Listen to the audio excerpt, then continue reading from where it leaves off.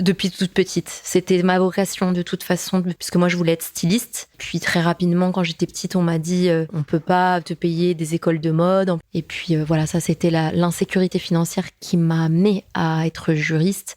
1, 2, 3, 4. La petite voix, la petite voix.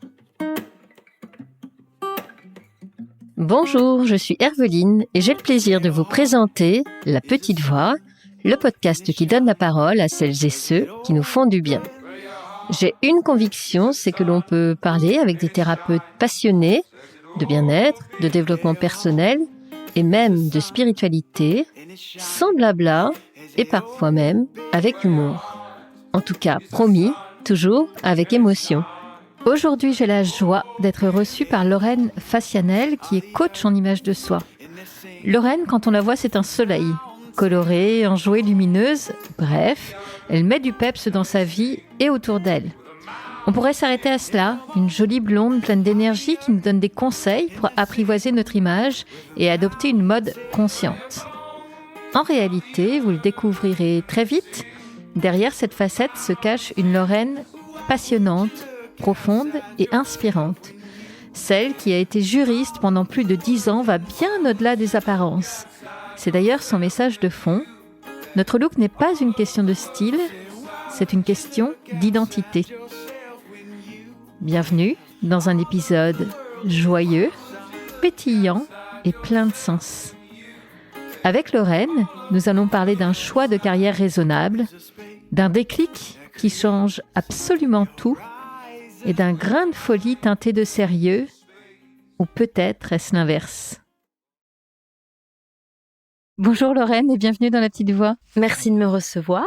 Je rigole, mais je crois que je rigole jaune. On a galéré, merci pour ta patience. Depuis, ça fait 20 minutes que j'essaye de paramétrer mon ordinateur correctement, mais ça y est, on y est, on va pouvoir faire notre interview. Alors, c'est parti, je te présente. Donc, tu t'appelles Lorraine Fassianel. Tu as 42 ans. Tu es hyper patiente, merci encore. Mais tu es aussi et surtout coach en image de soi. En fait, tu es connue pour les conseils que tu donnes, notamment sur ton compte Instagram. Et moi, en te suivant, j'ai découvert à quel point parler de fringues, ça parle beaucoup en fait de nous, de qui on est, de quelle image on veut renvoyer au monde, de notre identité en fait. Et puis, il y a autre chose, on en reparlera aussi. Tu es beaucoup dans ce mouvement de vêtements éthiques et durables. T'es pas du tout dans un truc de consommation. Ça aussi, c'est intéressant. Et ça aussi, on va en parler. Est-ce que jusque-là, la présentation était complète ? Oui, très complète, merci. Avant d'évoquer justement ton métier et comment tu le pratiques aujourd'hui, moi, j'aimerais qu'on revienne un peu sur ton parcours. J'aimerais qu'on comprenne comment la Lorraine que j'ai en face de moi, pleine de couleurs et avec un grand sourire, a un jour été juriste, avec des petits tailleurs un peu sombres, dans des cabinets parisiens. C'est caricatural, mais en même temps, c'est ce qui t'est arrivé. Oui, alors c'est effectivement, je suis juriste de formation. J'ai travaillé 10 ans alors en entreprise, parce que j'étais juriste d'entreprise. J'ai pas fait le barreau. Néanmoins, j'étais effectivement là, conseillère juridique, le bras droit des DRH. Et ça me demandait d'avoir une certaine image, surtout quand tu es une jeune femme qui arrive, puisqu'en plus j'ai démarré, j'avais 23 ans. Quand tu es une jeune petite blondinette qui arrive, tu es pas forcément prise au sérieux. Puis c'est un métier où tu es censée dire le sérieux, dire les règles, faire un peu peur, entre guillemets, et puis tu dois être respectée. Donc pour être respectable, il fallait que je me donne un certain genre. Et j'ai très vite compris que si j'arrivais en jean avec un petit débardeur, avec un petit décolleté, au tout début, j'ai eu droit à des réflexions. D'ailleurs, c'est des sujets aujourd'hui qui me touchent beaucoup, sur les réflexions au travail, sur les tenues vestimentaires, parce que je les trouve la plupart du temps très injustes. Moi, j'ai jamais été habillée de façon indécente ou quoi que ce soit. Mais dès lors que tu es soit jeune, un peu fraîche, et donc il faut surtout pas montrer des bouts de jambes ou un bout de décolleté, parce que sinon on va dire que t'es une aguicheuse ou que t'es pas sérieuse, etc. Soit t'es vieille et donc du coup on supportera pas de voir tes genoux ou de voir un décolleté fripé parce que je sais pas, c'est plus assez joli à voir. Enfin, on est soit trop, soit pas assez, soit c'est jamais assez bien pour nous les femmes.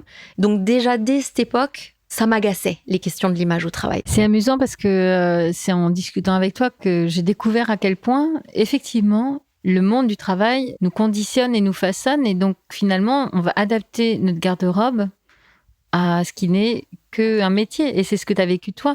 Tu étais quel type de jeune fille avant de devoir rentrer dans le rang et de porter des petits tailleurs? Plutôt colorée et oui, un peu fashionista. J'ai toujours été depuis toute petite. C'était ma vocation de toute façon depuis enfant, puisque moi je voulais être styliste. Et puis très rapidement, quand j'étais petite, on m'a dit Lorraine, on peut pas te payer des écoles de mode. En plus, il faudrait que tu ailles à Paris. Oublie tout ça. Va faire des études et un diplôme, gagne ta vie. Donc, moi, j'étais un bon petit soldat. Et je me suis dit, ils doivent avoir raison, papa et maman. Je vais aller faire des études pour avoir une situation entre guillemets sérieuse qui sera sûre de me rapporter un salaire à la fin du mois correct. Et donc, du coup, j'ai oublié toutes mes activités créatives que je faisais petite, parce que je faisais de la couture, je dessinais, et j'ai tout laissé ça pour les études, en fait. Et puis, voilà, ça, c'était l'insécurité financière qui m'a amenée à être juriste et à me rentrer dans un moule de sécurité. En fait, on entend à quel point, enfant, tu étais déjà hyper connectée, finalement, à ce que tu fais aujourd'hui. Mais finalement, on t'a expliqué, comme beaucoup de parents, j'allais dire à l'époque, mais encore aujourd'hui, à quel point, en fait, un métier, ça doit être raisonnable. Et puis, il y avait un enjeu qui était de vivre, enfin, gagner sa vie. Et donc, surtout, c'était pas possible de faire un truc qui te faisait vibrer, quoi. Complètement, c'était impossible. Je vivais dans un milieu modeste. On m'a vite fait comprendre que c'était pas réaliste, que ça n'existait pas, que c'était pas la vraie vie. Et surtout aussi, je fais partie de la génération des diplômes. C'est-à-dire que, outre le fait d'être issu d'un milieu modeste, je crois qu'on a tous, les enfants des années 80-90, eu cette génération de parents qui disaient, nous, on n'a pas eu la chance de faire des études. Fais des études, ma fille. T'auras la chance d'avoir un beau diplôme et d'avoir un super job, parce que nous, à notre époque, tous ceux qui avaient des diplômes d'ingénieurs, de ceci, cela, ils ont eu des super belles vies. Et il s'est trouvé que quand j'ai suivi ce truc-là, moi, je les ai crus. Et donc, je me suis dit, génial, je vais avoir des super diplômes et puis je vais bien gagner ma vie. J'aurai ma grande maison avec ma piscine et tout. Enfin, moi, j'aimerais quand même revenir à cette jeune fille qui donc met un peu sous le tapis ses aspirations premières. Mais enfin, entre se dire, tant pis, je ferai pas d'école de stylisme de mode, et se dire, je deviens juriste, tu vois, qu'est-ce qui t'a fait faire ce choix-là? Par défaut. Parce que tu sais, tu choisis un peu par élimination. Quand tu es au lycée, tu te dis ok, on peut pas me payer une école d'art, de mode ou quoi que ce soit. Donc qu'est-ce que je sais faire? Je suis pas très bonne dans les sciences. La littérature, c'est pas non plus super mon truc. Et c'est pour ça qu'il y a beaucoup de gens issus du droit qui font des reconversions après plus tard, parce que c'est tellement la voie de celui qui finalement sait pas trop où aller. Et tu te dis, là, au moins, je serais sûre d'avoir un joli métier qui fait une belle étiquette sociale et qui montre que t'es pas conne. Bon, moi, j'étais un peu faux-folle. En plus, j'ai toujours eu ce côté où les gens me prenaient pas au sérieux parce que c'était la blondinette un peu tarée, parce que je suis très joyeuse, que je rigole tout le temps. Et donc, quelque part, ça me donnait un peu de consistance. Donc, je me disais, ils verront que je suis pas qu'une blonde écervelée et que j'ai aussi quelque chose dans la tête. Enfin, il y a beaucoup de connotations négatives associées aux gens qui osent s'habiller différemment. Et ça, je veux vraiment, du coup, mon passé universitaire, juridique et autres, parce que j'ai pas mal de diplômes universitaires en plus, au-delà du... Donc, j'essaie de trouver ailleurs d'autres choses. Donc, je passais d'autres diplômes en parallèle, j'arrêtais pas d'étudier. Bon, bref, j'étais une assoiffée de connaissances et surtout de me retrouver. Jusqu'au jour où j'ai compris qu'en fait, j'étais pas du tout à ma place. Ça veut dire que dès le départ, quand tu as fait le choix, tu nous le dis, de faire ces études juridiques, tu savais que c'était un choix par défaut. Ce que j'entends, c'est que quand même, tu voulais essayer, en tout cas peut-être pendant les études, de conserver ta personnalité jusqu'à ce que le monde du travail, quand tu fais tes premiers pas en entreprise, là, tu t'étouffes complètement, en fait, non? Tant que j'étais étudiante, ma personnalité, elle était bien là. À la fac, il y avait beau avoir cette espèce d'ambiance parmi les étudiants de droit, notamment les filles avec leur petit look où elles étaient déjà un petit peu sapées, un peu BCBG ou en tout cas prêtes à rentrer en entreprise avec un petit look bien formaté à la française, on va dire. Moi, j'étais pas du tout dedans. J'étais pas du tout dedans, j'étais à ma façon, je faisais mes petits looks à moi, je me mettais des trucs à ma façon. Et puis je m'en foutais de ce que les autres pouvaient penser. Puis j'étais aussi un peu la clown, voilà. Parce que je rigolais tout le temps. Et c'est vrai qu'à l'époque de la fac, les gens pouvaient se dire aussi, mais elle fait que de rigoler, elle est pas sérieuse, etc. Sauf que quand ils voyaient que je les dépassais et que mes résultats étaient meilleurs que, voilà, c'était ma petite victoire. Je me disais, au moins c'est la preuve que oui, tu peux être un clown et être intelligente. Tu peux être les deux à la fois. Et c'était déjà la base, quelque part, les prémices de ma rébellion. Et que je continuerai finalement de faire après l'entreprise, parce que dans l'entreprise, on a tellement cherché à me formater, ça m'a étouffée.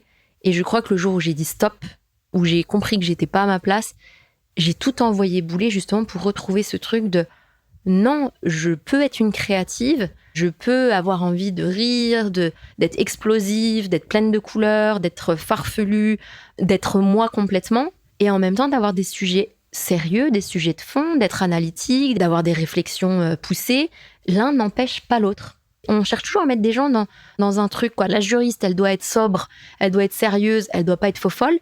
Et pourquoi, en fait ? Pourquoi ?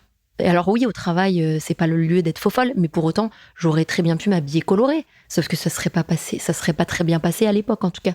Aujourd'hui, je pense que ça passe mieux, mais quand même, tu peux pas être totalement toi quand tu es dans ce genre de milieu. En fait, malgré tout, donc tu es resté 10 ans en entreprise, dans ce job très sérieux et carré qu'on imagine. Dis-moi si je me trompe, on entend bien quand même, c'était pas ta came, mais je sens qu'il y avait un truc de stimulation intellectuelle qui t'y plaisait, non ? Oui, c'est marrant, tu cernes bien. Oui, sinon je n'aurais pas tenu. Non seulement j'aurais pas tenu les 5 ans d'études parce que faut se les farcir, les 5 ans de droit, c'est quand même assez dur. Moi, ça restera un souvenir difficile où franchement, c'est pas tendre. Et c'est vrai que pendant 10 ans, j'ai aimé quand même ce que je faisais, sinon je l'aurais pas fait. Il y a une part de moi qui sera toujours juriste, déjà parce que j'ai fait ce métier aussi, parce que je croyais que j'allais pouvoir défendre les plus pauvres, les travailleurs, ceux qui sont peut-être parfois malheureux dans leur travail. Ou en tout cas, voilà. Et d'ailleurs, c'est ce que je faisais en entreprise. J'ai essayé de faire de la médiation. J'étais très orientée sur ce côté humain. Et quand j'ai vu que il y avait pas beaucoup d'humains en fait, et que quand ils avaient décrété qu'il fallait licencier certaines personnes, fallait le faire. C'était contre mes valeurs, contre mon éthique, contre ma façon de voir. Et il y a mon sens de la justice qui a été complètement heurté. J'ai été tellement déçue par des décisions, des lois qui ont été prises, qui étaient complètement sans queue ni tête par rapport à la réalité du terrain, du monde de l'entreprise. J'ai été écœurée du système. Mais d'un point de vue intellectuel, j'ai passé quand même des années où j'aimais faire des analyses, j'aimais faire des argumentaires, j'aimais apporter des éclairages. C'est rigolo quand tu l'évoques, moi je vois un truc assez gris, quoi, comme ta garde-robe d'années comme ça, où heureusement il y a cette stimulation intellectuelle du travail qui te tient, mais toute la personnalité de Lorraine, elle est complètement envolée. Clairement, c'est 10 ans où je me suis oubliée, où l'enfant intérieur, l'être profond que j'étais, était enfoui sous des années, des couches de formatage, de « il faut que ». Et j'ai été conditionnée en fait par la peur financière par rapport à mon passé, et donc cette obsession de la sécurité qui m'a conduit à m'oublier et à me faire dire « Lorraine, il faut que tu fasses ce job, que tu sois cadre, que tu aies un bon salaire. Il faut que tu montes le niveau social de la famille, entre guillemets, que s'il y a des problèmes, tu sois là pour gérer ta famille. » Moi, je suis fille de parents divorcés. On a connu beaucoup de problématiques financières derrière. Et ma hantise, c'était de faire vivre ça à mes enfants. Et donc, du coup, j'ai été obsédée par cette idée de ma famille. Je veux pas que mes enfants ils subissent quoi que ce soit. Je veux qu'ils aient tout. Je veux qu'ils vivent dans une sérénité et qu'ils aient pas à subir ce que moi j'ai subi. Et du coup, je me suis oubliée pour une famille qu'aujourd'hui je n'ai pas, puisque je n'ai pas pu avoir d'enfants. Et c'est un petit peu ça qui a été le déclencheur de ma reconversion. C'est-à-dire que ça a été quand j'ai compris que potentiellement je n'aurais peut-être pas d'enfants, que là, ça a bousculé et que je me suis dit, mais en fait, pourquoi tu es là, dans cette tour grise, avec des collègues tout gris qui sont malheureux, aigris, parce qu'il fallait le dire, mes collègues, alors pas dans toutes les boîtes où j'ai été, mais en tout cas les dernières années, C'était pas le bonheur, quoi. On sentait les gens mal dans leur job, on sentait les gens pas épanouis. Et donc, il y avait plus d'occasion de rire au travail. Alors que dans mes premières années de juriste, j'avais des collègues juristes avec qui on se marrait, donc il y avait une bonne ambiance. Et franchement, c'était cool. Mais les dernières années, c'était devenu... la vie à Paris devenait compliquée, chère. Et je me disais, au final, je fais tout ça pourquoi ? Je gagne finalement pas assez pour m'acheter mon propre appart, puisque c'est excessivement cher. Donc certes, je gagne bien ma vie, mais pas assez pour avoir mon propre appart. Ensuite, je fais ça pour des enfants qui n'existent pas et que je ne sais pas si j'en aurai un jour. Et j'ai pété un boulon et j'ai dit, mais en fait, ça n'a plus de sens. Qui je suis, où je me suis oubliée. Tu dis que l'élément déclencheur, ça a été de te dire que tu n'avais pas d'enfant.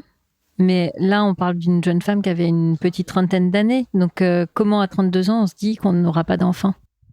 Alors, effectivement, à ce moment-là, je ne savais pas du tout quel avenir je pouvais avoir de ce côté-là, niveau fertilité et compagnie.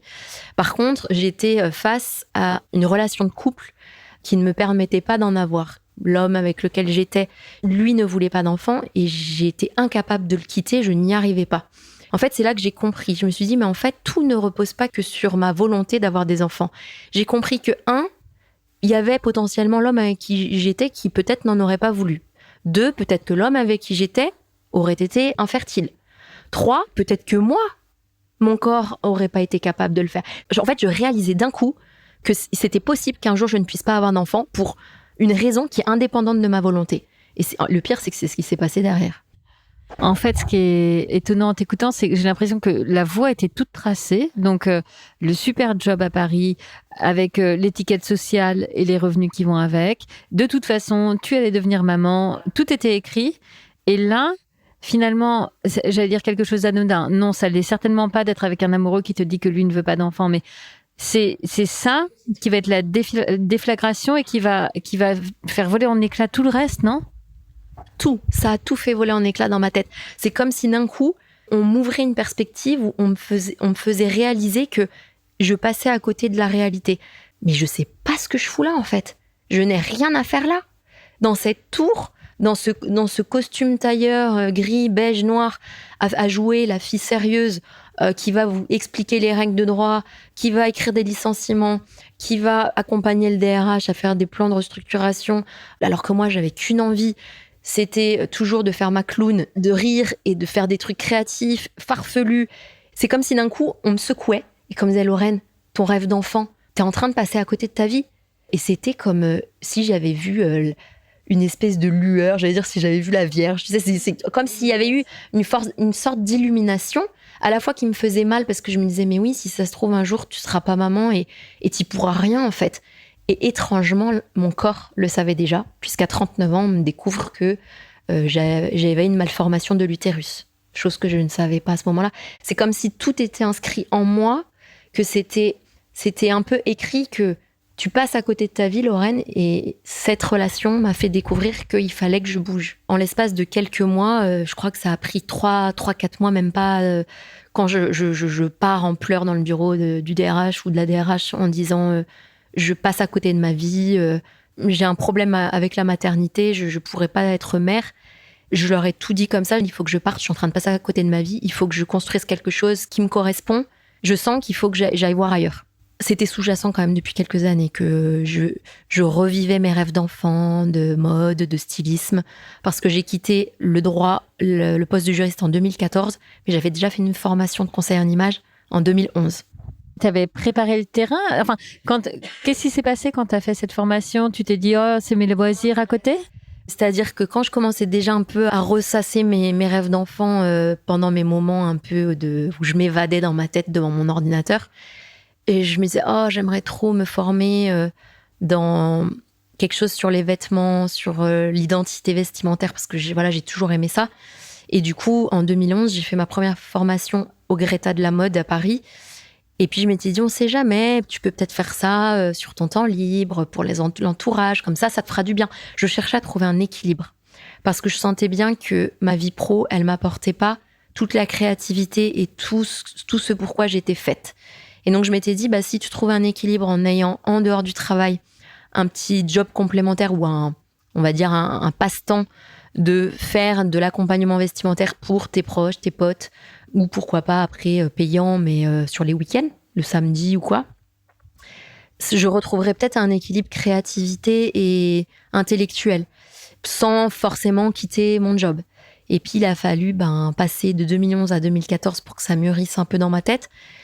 Et j'aurais peut-être pas lâché comme ça radicalement mon job si j'avais pas eu cet électrochoc de « tu n'auras peut-être pas d'enfant ». J'ai 32 ans, il faut que j'agisse tout de suite. Parce que je sais pas de quoi demain est fait. J'ai encore la force, l'énergie. Et je me dis, au pire des cas, ça marche pas. Ma reconversion, c'est tout naze, je m'y plais pas ou ça fonctionne pas. J'ai des diplômes, je suis juriste. Au pire, je dirais que j'ai fait 2-3 ans d'essayer sur de la création d'entreprise, que ça n'a pas marché, et je reviens juriste, c'est pas grave. T'es pas passé par les affres qu'on est nombreux à pouvoir connaître dans ces moments-là, à pas vouloir y aller, en fait, de peur de quitter une certaine sécurité financière, etc. Je suis allée tellement au bout que c'était la question financière. J'étais allée au bout parce qu'en fait, j'avais réalisé qu'effectivement, je ne serais jamais riche même en restant juriste. Donc, j'avais réalisé que je ne serais pas riche en restant juriste puisque finalement, à moins de devenir moi-même DRH, chose qui ne me faisait pas du tout envie quand je les voyais subir ce qu'ils subissaient dans leur job. Enfin, franchement, leur métier, c'était pas drôle pour ceux que je voyais. Ils bossaient vraiment jusque très tard le soir, ils sacrifiaient leur vie perso. Ok, tu gagnes 10 000 balles par mois, mais tu sacrifies énormément de choses et pour une boîte qui n'est pas la tienne. Et ça, j'avais déjà conscience que je n'avais absolument pas envie de sacrifier ma vie perso pour une boîte qui n'était pas la mienne. Donc en fait, je me suis dit, super. Donc en fait, j'ai fait tout ça pour même pas avoir un niveau de vie supérieur à celui que j'avais avec des parents ouvriers en province. Donc en fait, pour moi, le truc, j'avais fait le tour du problème. Et là, j'ai dit non, mais stop, quoi. Stop. S'il faut remanger des pâtes tous les soirs, je remangerai des pâtes. S'il faut aller travailler chez McDo pour compléter la création d'entreprise, j'irai bosser chez McDo.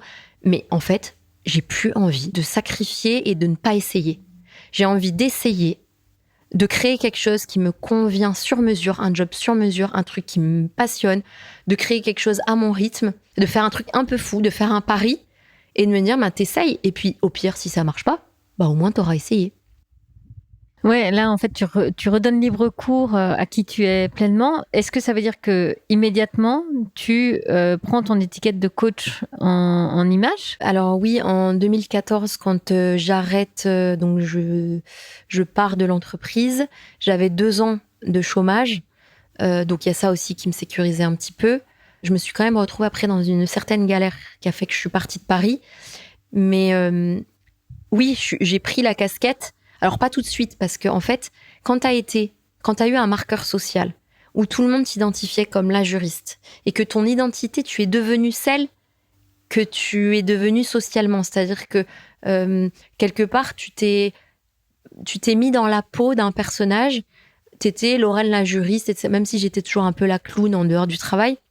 Malgré tout, j'étais Lorraine la juriste. Et quand il y a eu ce moment de transition, où je me suis formée, j'ai créé mon blog, j'ai commencé à faire du conseil en ligne, etc., à avoir mes premières clientes à Paris. Donc j'ai fait mes 2 premières années d'expérience à Paris avec de la clientèle. Alors j'ai pris cette casquette de coach en image rapidement, mais il y a eu toute une période compliquée sur le plan identitaire.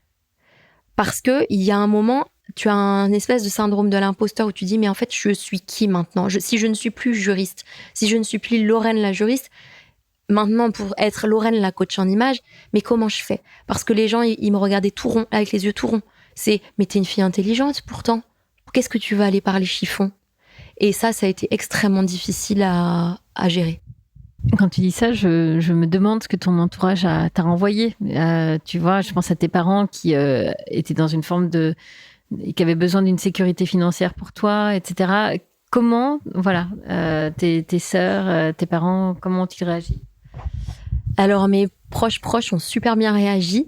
Et j'ai été très, très étonnée. Et c'est là où je me dis, mes parents, quand même, ils sont quand même assez évolués et intelligents. J'étais hyper fière d'eux à ce moment-là parce qu'ils ont accueilli le truc en disant, c'est toi, en fait, ça. En fait, limite, ça ne les étonnait pas. Et ils disaient, mais maintenant, on est tranquille. Et les deux m'ont fait à peu près la même réflexion. T'as tes diplômes, t'as fait tes preuves, éclate-toi, ma fille. Essaye, de toute façon, tout ce que tu as fait avant, on est fiers et c'est pas perdu et c'est sûr que ça va te servir même dans ce que tu vas faire. Et ils ont eu raison parce que, en fait, ça me sert en termes de crédibilité, ça me sert avec des réflexions que j'ai aujourd'hui sur le monde de l'entreprise et ce formatage sur l'image de soi, sur les apparences. Ça me sert à plein de niveaux. Par contre, j'ai eu des réflexions de la part on va dire, du cercle un peu plus lointain.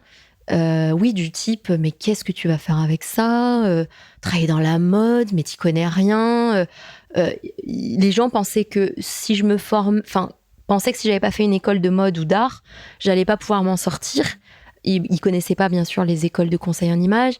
Et puis, ils pensaient aussi que, avec le passé que j'avais, que c'était une folie de passer sur un truc comme ça qui paraissait futile, farfelu et pas intelligent. Et donc, j'ai eu des fois des grands yeux de, oui, ce truc, tu lis dans les yeux des gens, voire même certains l'ont dit, mais enfin, qu'est-ce que tu vas faire avec ça? Quand je leur expliquais que j'allais développer mon activité aussi en ligne, c'était en 2014, c'était pas encore très connu. Aujourd'hui, tout le monde veut faire ça. À l'époque, je faisais partie des premiers et les gens ne comprenaient pas. Et toi, comment tu réagissais à ça? Est-ce que ça te déstabilisait ou est-ce qu'au contraire, tu te sentais hyper droite dans tes bottes et donc très à l'aise avec ce genre de remarques? Alors, je me sentais assez à l'aise parce que, en fait, moi, j'avais justement fait mes preuves dans le sens où me prouver à moi-même que j'étais suffisamment intelligente pour supporter les réflexions des autres dans le milieu de la mode, parce que souvent c'est le cliché, tu parles chiffon, tu parles mode, c'est superficiel, donc t'es un peu une blondinette greluche qui a rien dans le cerveau. Et donc moi, toutes ces années de droit et d'expérience professionnelle ailleurs me permettaient déjà de dire, moi je suis tranquille, j'ai prouvé que je suis pas une quiche. Est-ce que justement tu peux réexpliquer en quoi consiste ton activité? Donc j'accompagne les femmes à se sentir mieux dans leur peau parce que moi-même j'avais eu des périodes compliquées avec mon image, à l'adolescence et jusqu'à tard. J'ai été très complexée, je m'aimais pas, j'avais un problème par rapport à moi. Ou quand j'ai passé le cap de me dire, mais en fait, tu te bouffais la vie pour des trucs qui en fait sont pas forcément liés à, l'enveloppe charnelle, elle fait pas tout. J'ai eu des déclics. En fait, à un moment de ma reconversion, j'ai eu beaucoup de déclics. Entre le changement de vie, mais aussi le fait de enfin m'accepter, moi, avec mes défauts, et de me dire, mais en fait, je suis tellement plus rayonnante et tellement mieux dans ma peau en étant à ma bonne place aussi dans ma vie. Et que j'ai compris que tous mes complexes aussi étaient liés au fait que j'étais pas forcément dans un job où j'étais vraiment à ma vraie place. C'était lié à être dans une ville où j'étais pas vraiment heureuse parce qu'à Paris, je n'étais pas vraiment heureuse. Et donc, quelque part, tous ces facteurs qui faisaient que j'étais pas dans une vie qui me convenait se retranscrivaient peut-être aussi sur ma chair. Et donc, qu'est-ce que je voyais? Je voyais quelqu'un de moche qui n'était pas peut-être heureux. Et une fois que j'ai été dans ce nouveau métier, je me suis trouvée tout de suite vachement mieux. Comme si d'un coup, je m'illuminais. Et les gens me trouvaient d'ailleurs plus lumineuse. J'avais des compliments. C'était comme si du coup, je renaissais. Et que ma beauté apparaissait alors que j'étais toujours la même personne. J'imagine du coup que tu avais changé enfin ta garde-robe et que tu avais remis au fond du placard, les tailleurs et compagnie. Oui. Donc du coup, c'est vrai qu'à la reconversion, alors ça s'est pas fait tout de suite, parce qu'en fait, comme j'étais très formatée parisienne à ce moment-là, j'avais aussi été conditionnée à ce truc au départ, quand on te forme en relooking, en conseil en image, il y a beaucoup de règles, d'idées préconçues sur ce que devrait être l'élégance, ce qui est chic, ce qui est pas chic, comment notre silhouette devrait être pour qu'on soit mise en valeur. Et en fait, toutes ces règles aujourd'hui que j'écarte, et c'est pour ça que je suis devenue formatrice, pour former les gens au coaching en image, mais selon mon approche, selon ma méthode, parce que toutes ces anciennes méthodes justement de relooking ne sont plus entendables aujourd'hui. Ce n'est plus possible de dire à quelqu'un, si tu veux être chic, élégante, surtout, il faut absolument que tu aies un trench dans ta garde-robe, il faut absolument que tu aies un t-shirt blanc, une chemise blanche, que tu aies des couleurs sobres, que tu ne portes pas plus de 3 couleurs, il faut absolument que tu aies tel type de pantalon. Non mais en fait, c'est quoi ces règles à la noix dictat? C'est du diktat. Moi, je l'ai vécu de plein fouet, de bien me rendre compte que toutes ces règles, elles ne s'appliquaient pas dans mon dressing, puisque un trench, une chemise blanche, etc., c'est les dernières choses que j'ai envie de porter dans mon armoire. Et quand j'ai eu cliente après cliente après cliente, je me suis dit, mais bon sang, toutes ces règles qu'on m'a appris en formation, ça ne fonctionne pas forcément pour tout le monde. Chacune est unique et il y en a pour qui ça marche, mais d'autres pour qui ça ne marche pas du tout. Donc moi, pendant un certain temps, j'avais ce formatage du chic à la française, d'avoir un certain quota de basique, des couleurs quand même suffisamment neutres dans l'armoire pour pouvoir se mixer avec tout. Tous ces espèces de discours qu'on voit dans les magazines et qu'on nous rabâche, nous les Françaises, depuis des années. Et du coup, ces discours de dire oui, on doit faire en sorte de modifier les silhouettes pour que toutes, on arrive à la morpho idéale qui est un 8, parce qu'une femme doit être cintrée, marquée à la taille, on doit mettre en volume les fesses, mettre en volume les seins. Mais enfin, et avec l'expérience et aussi l'âge, en mûrissant, parce que c'est aussi année après année, en grandissant, devenant femme, de plus en plus femme moi-même, en étant confrontée moi-même à ma propre évolution identitaire, ma propre réconciliation corporelle avec mes complexes, où je me suis dit, mais bordel, en fait, moi, je me sens pas bien dans les tailleurs, je me sens pas forcément bien dans un trench, et pourquoi est-ce que je devrais porter ça? Et en fait, j'ai dit, non, mais là, le conseil en image old school, à l'ancienne, ça va pas du tout. Donc moi, j'ai commencé à développer des nouveaux outils, une nouvelle approche, une nouvelle façon d'accompagner mes clientes, qui fait que moi, je les accompagne un peu différemment que les relookers, de façon plus approfondie, plus identitaire, avec respect de leur unicité, et on va vraiment aller chercher leur réponse à elles. C'est pour ça que c'est du coaching et non pas du conseil en image, parce que je suis pas là pour dicter ce qu'elles devraient porter, je suis là pour trouver avec elles qui elle est, se reconnecter à qui elle est, et trouver finalement ses réponses à elle et ses vêtements idéaux pour elle. C'est là où on comprend à quel point, et on l'entend depuis le début de notre échange, mais à quel point il n'y a rien de futile en fait dans ce que l'on porte ou d'anodin. Dans ce que tu fais de toi, il n'y a rien de futile justement parce que tu nous reconnectes à qui l'on est et j'ai envie de dire une forme de singularité parce que toi tu veux qu'on trouve la personne que l'on est et les fringues qui nous vont à nous. Oui, c'est exactement ça. On nous a théorisé, formaté, conditionné à nous dire que oui, pour être bien habillé, vous devez tous avoir tel ou tel type de vêtements dans la garde-robe. Et personne ne nous a dit, mais en fait, les gens, vous êtes tous uniques, vous avez tous des singularités, que ce soit corporelles, que ce soit dans votre personnalité. Et c'est ça qui est beau, et c'est ça qui est merveilleux à aller souligner. Et donc moi, je parle de style signature, dans le sens où on va aller chercher, c'est quoi qui fait ta patte, c'est quoi qui fait ton petit truc personnel à toi.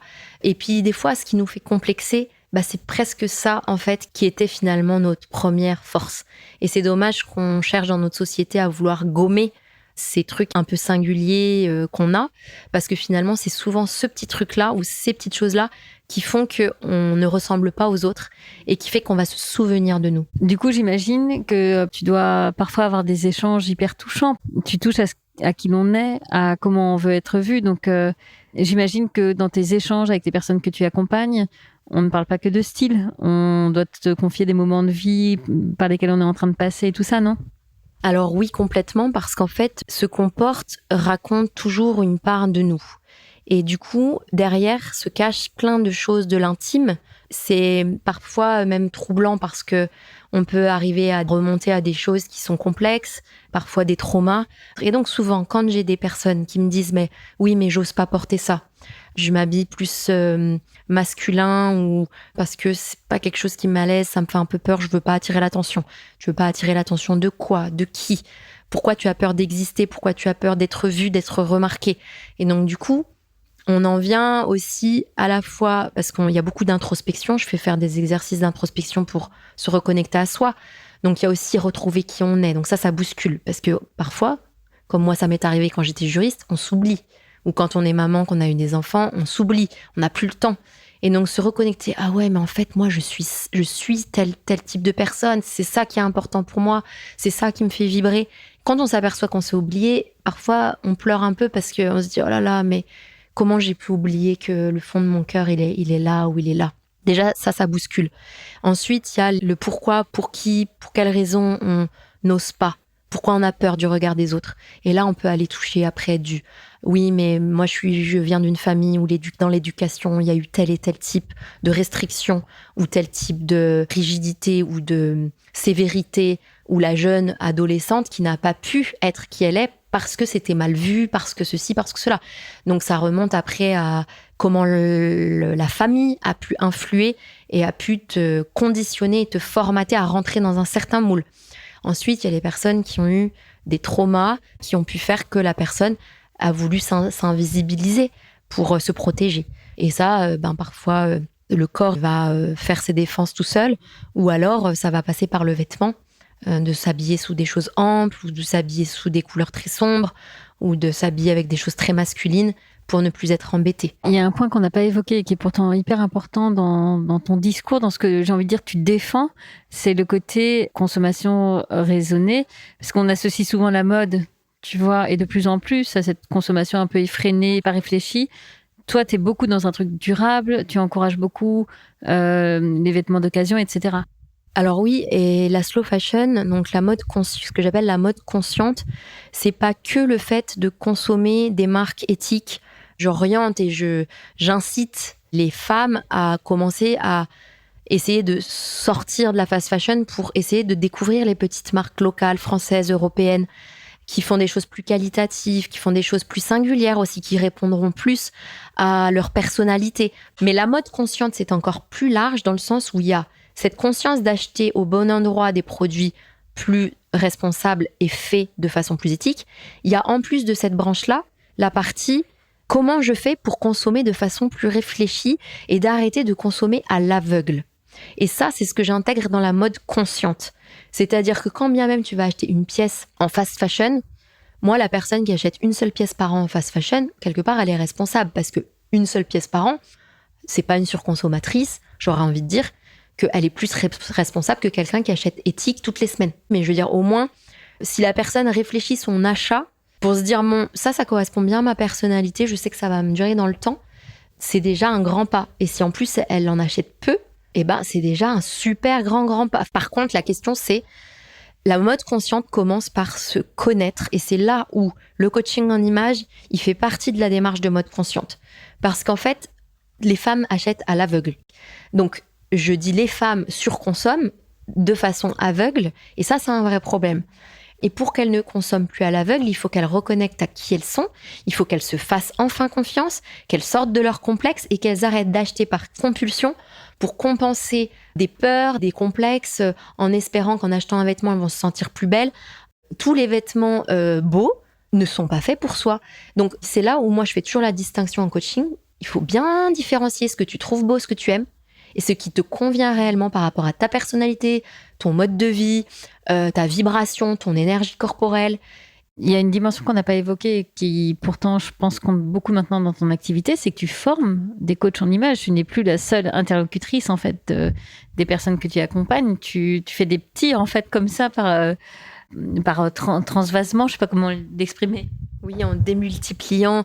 En fait, j'ai été assez horrifiée par la façon dont les conseillères en image ou relookeuses actuelles travaillent, pour les raisons que j'ai dit tout à l'heure, parce que y a des préceptes, des règles, des théories à l'ancienne qui aujourd'hui ne sont plus entendables. Et moi, ça me convenait pas. Donc je respecte ce qu'elles font ce qu'elles veulent, mais moi je ne me voyais pas travailler comme ça, et surtout j'avais envie de développer ce métier avec une autre dimension, plus orientée psycho, identitaire, et plus respectant l'unicité, la singularité de la personne.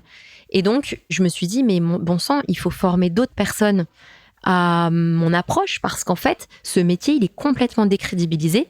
Donc, je me suis dit, il faut faire évoluer ce métier. Et comment faire évoluer ce métier si on continue toutes à faire le même type de relooking que ce qu'on nous a appris il y a 20 ans ? Donc j'ai dit, il faut que je forme des gens à mon approche, à mes outils, et que le métier évolue. Et j'espère qu'avec les femmes que j'ai formées, on forme une famille, nouvelle génération, on va dire, du coaching en image.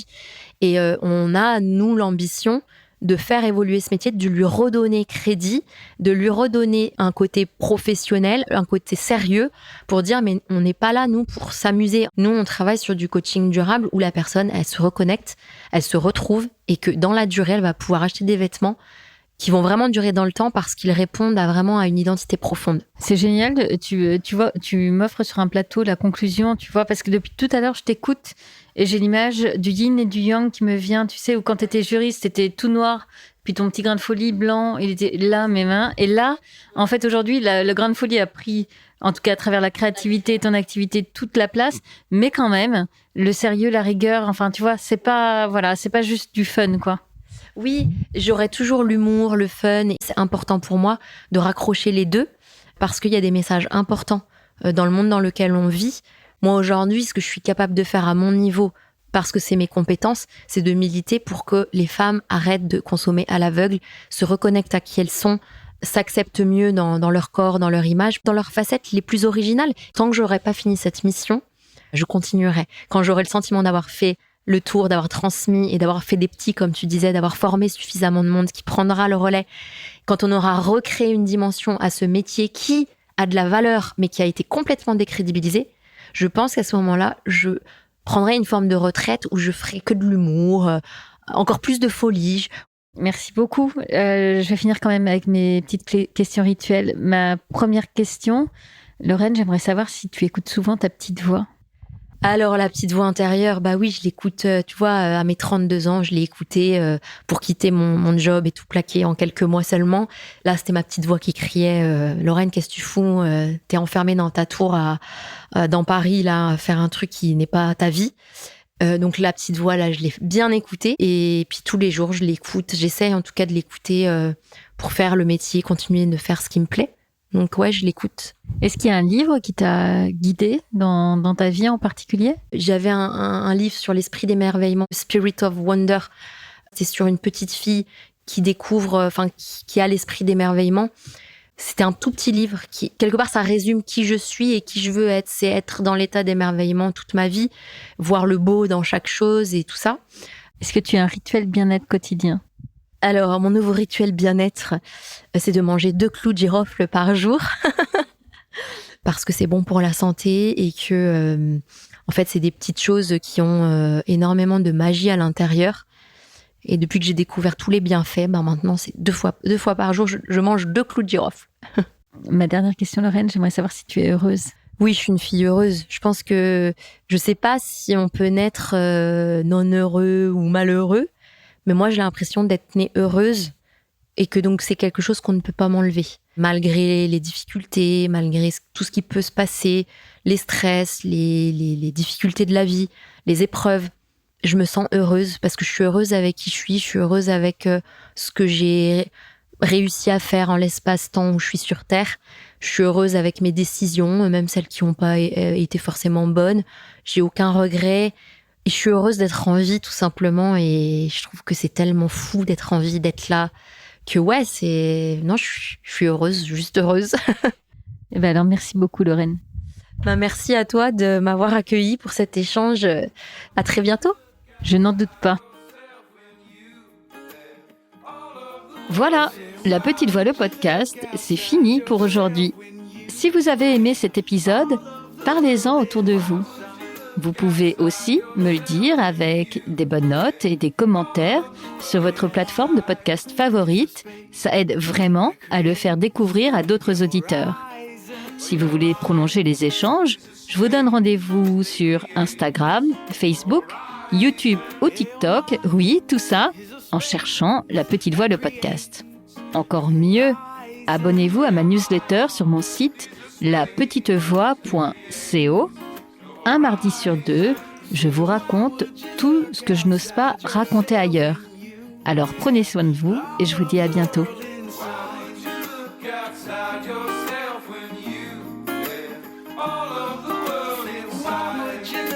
Outside yourself when you have all of the world inside. Why would you look outside yourself?